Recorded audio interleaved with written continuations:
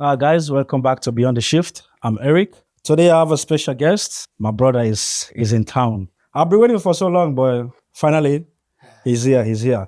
But I'm not gonna talk too much because this guy came to Australia as an international student. So we're gonna dive into his journey, what it takes for people to come to Australia to be like international student. So he's gonna tell us about his journey, his challenges he faced. So yeah, guys, let's get this started. My brother, Yes. welcome. Thank you for the invite. Well, it's been a minute. Hey, take me back, bro. What makes you choose Australia? Why? Tamba, popularly known as Victor, been here for almost 10 years now, and I came as a student in 2016. The decision was made for me, to be honest. It wasn't really my decision entirely. So I finished my high school back home in Sierra Leone. I did the IGCSE O levels. Okay. And the plan was to always go to the UK because it's the UK standard. Oh yeah. And we had Ebola then. So then there was a little hiccup because of the issues and all, because British Airways stopped going there, flights stopped going back to Sierra Leone. And then my uncle and my dad were having a conversation with my uncle here. And then it was like, Victor does not want to study, in Sierra Leone and all of that, because I'm like, I want a new challenge. So it was like, yeah, we're looking into the UK, but then he was probably gonna do boarding school when he gets there. And then, African parents, the minute you talk about boarding school, they lose their minds. Like, nah, I'm not gonna let my son go there now. He becomes a roadman. So, yeah. And my uncle's like, oh yeah, send him here. And I'm like, send him to Australia. So I had to whip out. I had to whip out Google. Like, I'm sorry. It's like, because obviously you know about the country, but you don't know much. Not much, because it's really far. And then I saw a lot of good things. I'm like, okay, cool. Good things like what? We start doing things like accounting, economics from like high school. Wow. So I saw the HDI, which is called Human Development Index. They were third in the world, and the UK was like 12th then and all of that. So I'm like, okay, like it's a good thing, because at the end of the day, that measures and calculates like the average worker or average human being here, how much they get to make out of their lives and all of that. So I'm like, okay, that's one, that will help out. And then secondly as well, I saw that there were less barriers of entry into making it to uni. So then with Australia, I'm like, okay, my uncle's like, okay, come do a diploma program, and then it gets you straight to uni. That's how we applied, or he applied. He applied for you. And then I waited, and then was like, oh, yep, you're coming here. I was happy. So here am I. So you said how long were you waiting for? Because we had Ebola, because you have to do an English exam. It's either you do something called IELTS, IELTS, or TOEFL. We had to wait because they had to get officials from Ghana to Freetown to go do it. And then no one, because Ebola was, I don't know if you were following the news then. Yeah, it was. Yeah, I was following. Yeah, it was scary. So I had to wait for like a year. Yeah, I think I was there when I left, because I went for holidays. Yeah. When I came back, then that was the time. Ebola, yeah.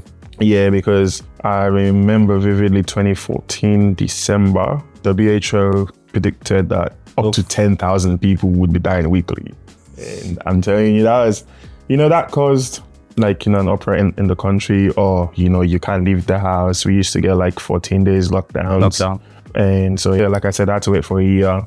Things got cleared up, did the exam and applied, got it, and then came. Okay, so now you landed. Yeah. So tell me that few weeks or few months or so, how did you? I know leaving your country and you come to a new country, it's overwhelming. Yes, it is. So for you, how did you unpack or pack or like whatever? Well, come on, tell me. First of all, time difference, 11 hours time difference. So I used to stay up all night, and then around 8 a.m. that's when I'll just sleep. So, but that took like 2-3 days, because my uncle introduced me to my boys now. So I met them, and then we went to go play soccer straight away. I remember vividly, one of them, the boy was like, oh, we're going to come teach you how to play football. And I was like, wait, what? I'm already a legend, I think, in this game. So I think because I arrived there on a Monday, on a Tuesday, went to go play on a Wednesday and Friday. So I was tired, and then I just got used to the time difference. Like later on, That was one. Time difference was one. Secondly, as well, you got things like I did not struggle as much because in terms of like adaptability, because like I said, I came and I had family members here compared to people that just came in like just like that. Yeah. And I'll say cultural differences in the sense like even the way you call certain things, because I remember the first week or so, my aunt would ask, oh, what do you want to eat? And my aunt would ask my little cousin Esther, like, what do you want to eat? And all of that. I'm like, oh, wow. So kids get involved in the decision-making process. What you want to eat? I was never asked that. Like, so you just chop whatever they give. 100%. Like, that's the way it goes. And also with things like picking your words, because the average African having been born there, growing up there, I think you're taught how to be blunt. You just say things. For example, we don't, like someone like would just say in Creole, you bump. Just say like, you're fat, just fat, like that. And then I remember one character told me, like, nah, you can't say that. You can't comment on people's weight. You can't. So it's like your words have a lot more power. So I had to learn that as well. Yeah, basically that. Basically, yeah? Yeah. Okay, now, let me say your few weeks in college, uni, or so, like the education-wise.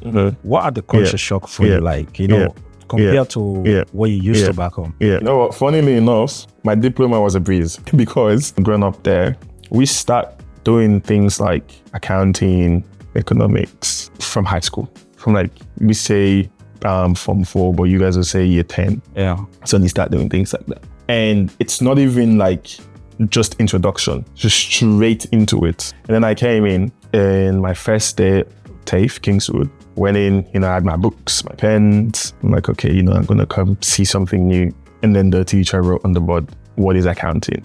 I'm like, are you serious? Is that where we're starting? And then I asked for the syllabus and then I was given it. And I looked at everything. I'm like, I've done all of this before. Like, I've done every single thing before. So the diploma was a breeze, but then going into uni was different. Because I went with the same mindset, like, oh, okay, because I was very curious. I was asking questions. I was like, okay, what are the criteria for someone doing this? They're like, anyone can sign up. I'm like, oh, okay, it's different. Because with us back there, even if you want to do a diploma in accounting, you must have completed it as a subject in high school. Yeah, okay. Do an exam and pass before you're eligible to do it.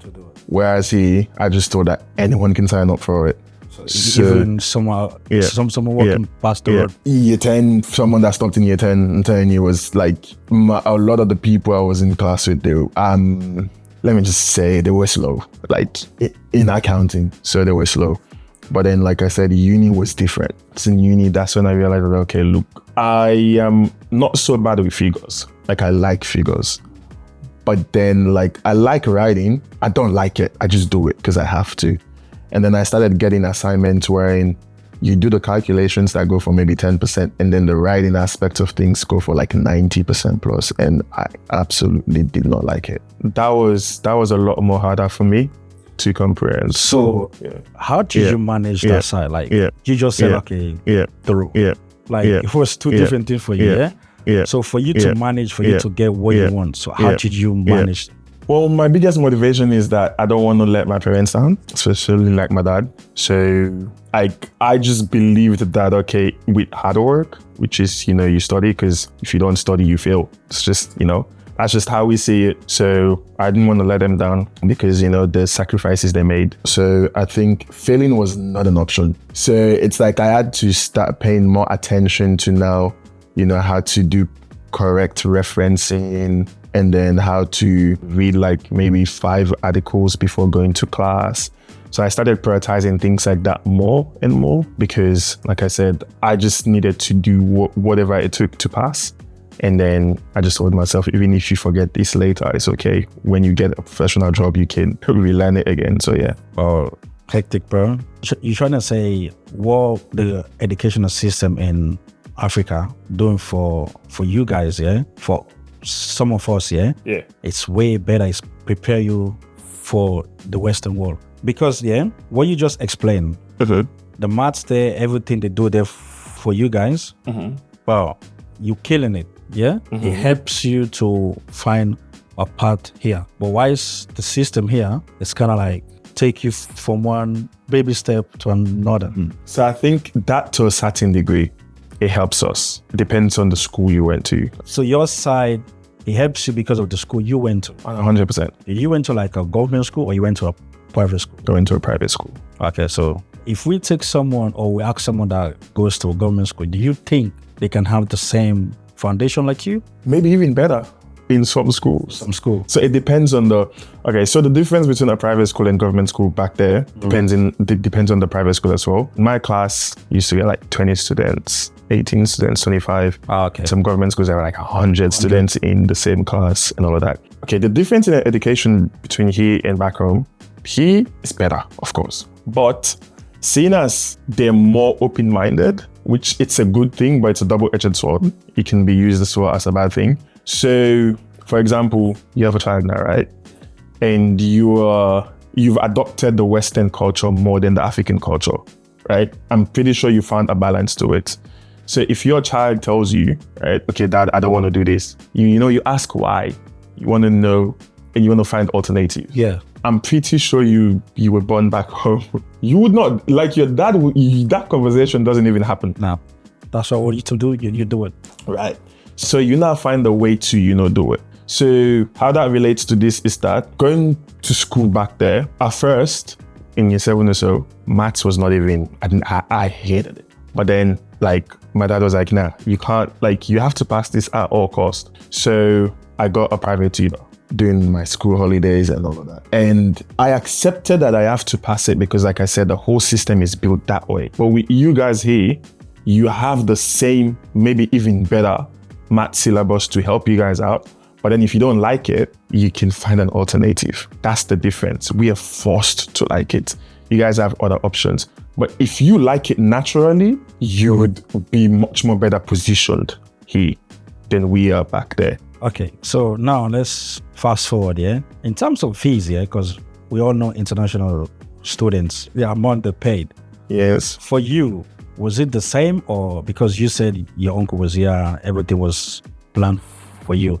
Mm-hmm. So how was like juggling with the fee? Like, how was it for you? Well, I didn't have to use my physical cash to pay my fees. So I was lucky in that regard because I did diploma and I did uni for 4 years because I did a double degree. So, yep, that was paid for me by my parents. So, like, but I know it's not, I'll just give you like a rough estimate then, because I started uni in 2017. It was ranging from 20 to 30 a year. So now I want you to advise someone, yeah, like the kids that grow up here or kids back home, yeah? Mm-hmm. Because now what you just said, and for me, I'm taking it, yeah? Some of us that go up here or the school-wise, we're lucky. Just like what you said, we have alternative. So what are your advice now to that kid watching you? Like they grow up here, but for you, what you've seen already, mm-hmm. What's the advice will you give about the education-wise? Well, instead of focusing a lot, because I get it a lot when people are like, oh, the way the education system is set up, it's unfair and all of that. You can't, test kids on just, based on exams or people learn differently. That's true. But instead of focusing on trying to like change the system, I think you need a balance of my upbringing and adopting the Western culture. It's hard to change the system to fit to you. I think you can try to change, like adapt to the system instead. So meaning have to study. I feel like studying every day, it's very important, especially if you like or want to do something as figures and numbers. Like if you have maths today, you go home, you study today. You have to practice it. So you have to ensure to study like every day, practice every day. And yeah, you'll get better.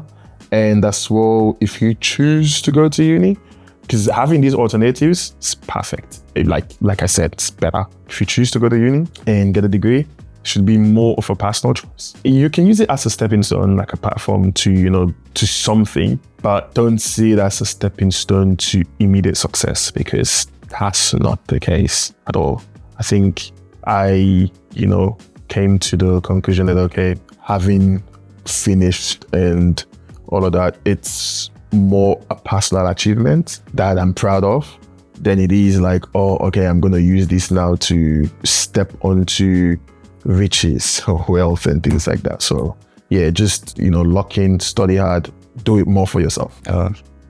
That's cool, man. So now let's move to something new, but the missus. The marriage life, yes. The marriage life. So I was like, when did you make up your mind? Say, okay, I'm not. I get this question a lot. Like, So when tell you me, make up your mind. when? Because I feel like the answer some people expect is that, oh, you're sleeping one day, an angel appeared to you, you're like, oh, get married, and they're like, that's not it. I think it's a combination of different things. So I did, mention my dad earlier, being like having or wanting to let him down and all of that. He's also my mentor. So I mirror his life in most cases. I see that the reason why we're able to get somewhat of a, like good life is because he got married like early, have three kids with one wife. We grew up in a Christian home, pray in the morning, and at night as well, read the Bible. He's very hardworking. He didn't get to go to uni, but he's a businessman. He tries and learn like new things every day, and his success is mostly related to the fact that he decided to get married because my mom is like, the rock, like his helper. So he found someone that they can do life together, and it makes it easier. So I also adopted the same mentality, like, okay, this life thing we're doing, it's not easy. So, and it's good to have, someone to lean on, someone to help you. And regardless what you're going through, whether it's a good thing or a bad thing and all of that, right now, if I have good news, you want to share it. So it's good to share it with someone that you love, that loves you. I think having been with my wife for like 7 years, like 5-6 years of dating, because I started dating during my first day of uni, it had gone long enough. And I did fully convince myself that, okay, look, this is the person I want to do life with. Like I said, it's not one moment that I'm like, oh, yes, that's it. That's why I want to marry you. It's a series of moments, series of things that, we've been through, that we've done together, to the point that we got so used to each other to the point I couldn't, think about doing it with, someone else. So yeah, that's what made me be like, okay, look, you can do this life thing with someone, and you and this person can build together. It would be a beautiful story to build with someone. Yeah. Cheers. Wow. What a preacher, bro. What a preacher. Okay, now, yeah. Mm-hmm. I know, like, everyone have ups and downs, yeah? Mm-hmm. For you, with the whole married life, yeah, what would you say, okay, it's a little challenge you face at the moment? I would say balance, because it's hard to have that work-life balance, that's one. And then secondly as well, I'll say, I'm not trying to be like, the way the male brain is, wired and all of these things, but I'm a person that takes things literally. So right now, if you say, you're fine, in my opinion, you're fine. You're fine. It's hard for me to pick emotional nuances to statements. So I think that's the challenge for me, like communication wise. Like I learn from her every day, especially when it comes to how to communicate and conduct yourself in a relationship, because like I said, with me, I just take things, we're coexisting. I see her, she's laughing, she's happy. So like, that's fine. So you think everything is okay? Everything is okay. But maybe behind. But exactly. So maybe there are things I'm not, like consistent with and all of that. And the romance, would die, because if all you do is just, the same thing here and there, in my mind, I'm like, she's breathing, she's alive, she's fine. But then you have to keep the spark going. So I think that's what I'm, facing difficulties with. But hey, it's a learning process. Wow. So, okay. I know that is someone too going through the same situation. Mm-hmm. So I don't know the balance of the marriage up and down, yeah? Mm-hmm. What advice would you say? Like, cause I know you two, you're trying to find your own, like, you're trying to find your own way out, yeah? Yeah. But maybe the short period of time, and little things that you already learned. So what can you share? Well, I'll say it's about finding solutions to communicating.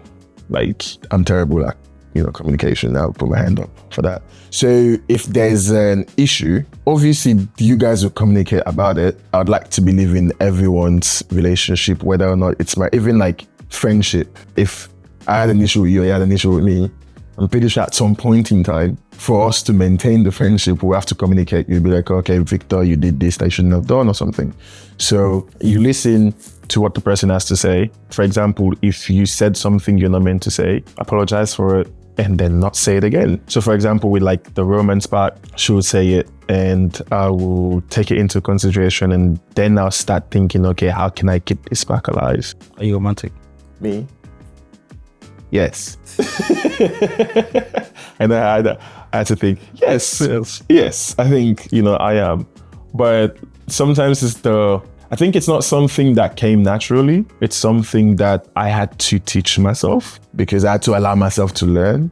So it's different from a date, but it did take time for me to actually teach myself that, okay, look, you have to remind yourself that, okay, ask her out, you buy flowers, take a gift, pick up, go for a nice date, come back home, and that's it. So yeah, so I think you listen and then you try and implement solutions. It might not work the first solution you try and implement, the second or the third or even the fourth, but at least the other person will see that, okay, you're making the effort. That's what's important.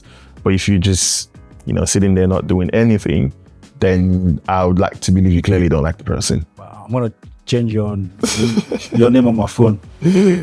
One of the pastors. Nah, man, brother, I don't know what to say about that, but everything you just said, I'm gonna learn from you now. I'm gonna learn from you. I'm learning from you, bro. You even know. No. I'm gonna learn from you, bro. Like I was saying. 2 hours later. So yeah. Anyways, before we finish, I always ask everyone this beyond the shift. So everything you've said back home, you move here. For you, what beyond the shift means to you? Well, I think it's a clever play of words. And it means putting in extra work across everything you do. Also, I think you invite guests to come to talk about things they don't normally talk about. It's not because you're intruding, but not everyone sit down and just, have, like I've known you. Like ever since I've been here, but we've never had this conversation. So I think that's where the beyond would be highlighted, and like, okay, like you get to talk and learn from people learn from me as well, and it's a good show, it's a good podcast. Well, I appreciate it, bro. Man, thanks for dropping by. Thank you for having me. I want to tell my son, don't say, Dad, I can't do this. Yes, you have to. Yes, you have to tell him you can. I will. At least try to do it. If you can't do it now, but at least you've tried, and that's good. Guys, we all have had the brother, his ups and downs, school-wise, education, everything, even the romantic side. Well, we're learning. Yes. So if you're out there, I know we all have our own ups and downs, but just like what he said, keep trying, don't give up, find a way to make your own way. So subscribe to the channel, like the video, and turn off that bell, just like how you open the car door for your missus. So until next time, I'm Eric. This is Beyond the Shift. Peace.